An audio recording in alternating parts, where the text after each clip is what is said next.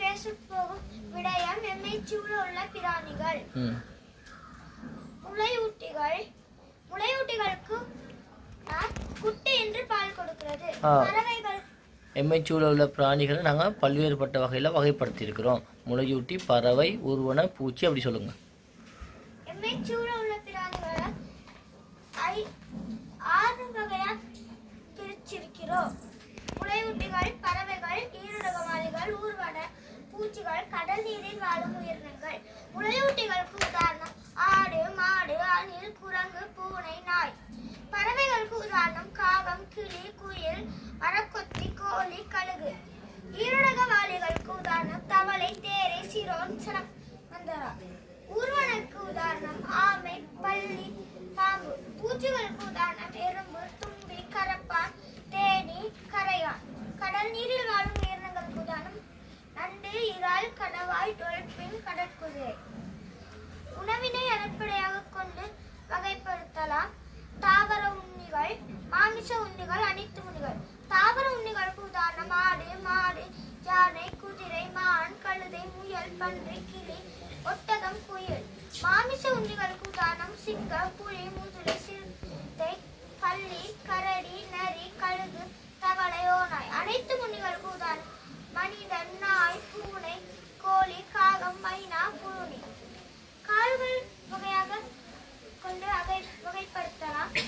4 கால்களை உடைய பிராணிகள், 6 கால்களை உடைய பிராணிகள், 8 கால்களை உடைய பிராணிகள், அநேக கால்களை உடைய பிராணிகள், 10 கால்களை உடைய பிராணிகள், கால்களற்ற பிராணிகள், 2 கால்கள் உடைய பிராணிகள். 4 கால்கள் உடைய பிராணிகளுக்கு நாய், பூனை, ஆடு, மாடு, புலி, சிங்கம், பன்றி, எலி, அணில், யானை. 6 கால்கள் உடைய பிராணிகள் கரப்பத்தான், பேன், அந்துப்பூச்சி, குளவி, தும்பி, தேனி, மின்மினி பூச்சி. 8 கால்கள் உடைய பிராணிகளுக்கு உதாரணம் சிலந்தி, தேல், உண்ணிகள், தென்னம்பண்டு. அநேக கால்களை உடைய பிராணிகளுக்கு உதாரணம் மரவட்டை, மட்டைத்தேல்.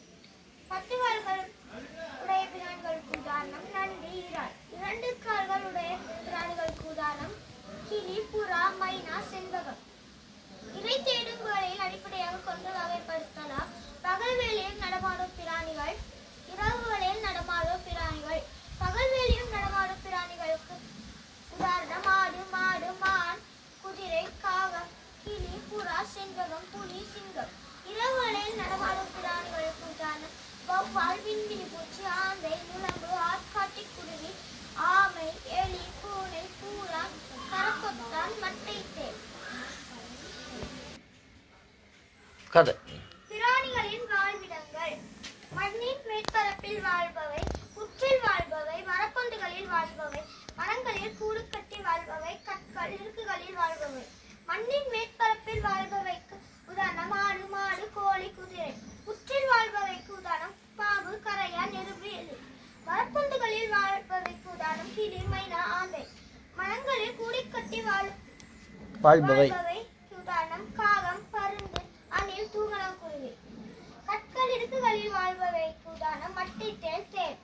பிராணிகள் எதிர்களிடமிருந்து தம்மை பாதுகாத்துக் கொள்ளும் வழிமுறைகள் கணவாய், கருப்பு நிற திரவத்தை வெளியேற்றுதல், பல்லி, வாளை அறுத்துவிட்டு செல்லும், பாம்பு, விஷப்பற்களால் தாக்குதலை ஏற்படுத்தும், பச்சோந்தி அல்லது அக்டோபஸ், சூழலுக்கேற்ப நிறத்தை மாற்றுதல், ஆமை, நத்தை, தமது ஓட்டைக்குள் உடலை மறைத்தல், குளவி, தேனி, கொடுக்கின் மூலம் கொட்டுதல், முள்ளம்பன்றி, தனது உடலை முள்ளின் மூலம் சிலித்தல், முள்ளம்பன்றி மீனிடம் முட்களை சிலிப்பதுடன் அதிக நீரை குடித்து உடலை பந்து போல மாற்றிக்கொள்ளும், அட்டை, உடலை சுருட்டிக் கொள்ளும், பூடை, கால் நகங்களால் தாக்கும். பிராணிகளிடமிருந்து காணப்படும் விசேட கதை. பிராணி நாய். விசேட ஆற்றல், அதிக மூக்கு சக்தி உடையது. நன்றி உடைய பிராணி, சிறு ஒலியையும் கேட்கும் திறன் கொண்டது. பிராணி பூனை. விசேட ஆற்றல், குறைவான வெளிச்சத்திலும் பார்க்கும் திறன் கொண்டது. மூக்கு சக்தி உடையது. சிறு ஒலியையும் கேட்கும் திறன் கொண்டது. பிராணி சிலந்தி. விசேட ஆற்றல், தன் எச்சினால் தான் வாழும் கூட்டை அமைக்கும் திறன் கொண்டது. பிராணி வௌவால். விசேட ஆற்றல், இருட்டில் பறக்கும் திறன்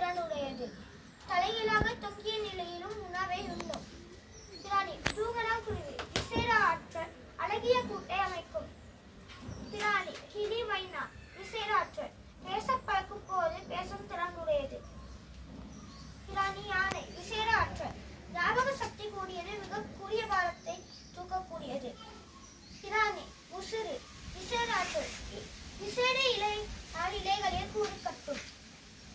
காலநிலை மாற்றங்களுக்கேற்ப பிராணிகளின் துலங்கள். பூனை குளிர்காலங்களில் அடுப்புக்கரையில் படுத்திருத்தல்.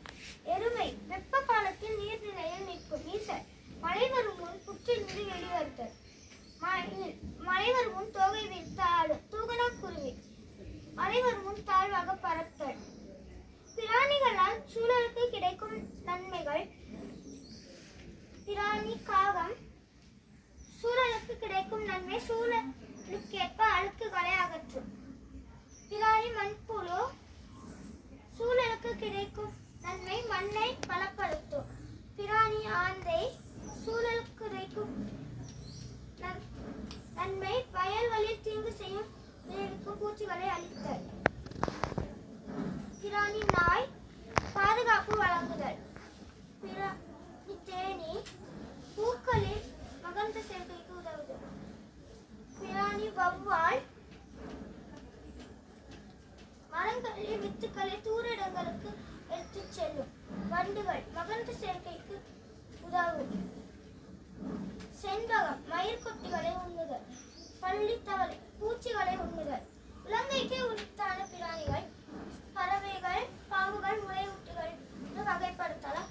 பறவைகளுக்கு உதாரணம் காணாக்கோழி, நரைப்புழுனி, குண்டுகாலி, நாகரவாய், காட்டுக்கோழி. பாம்புகளுக்கு உதாரணம் பச்சை பாம்பு, நீர்பாம்பு, கரவலி, மரப்புடையம். முளையூட்டிகளுக்கு உதாரணம் அலுங்கு, மரநாய், சருகுமான், சுண்டெலி,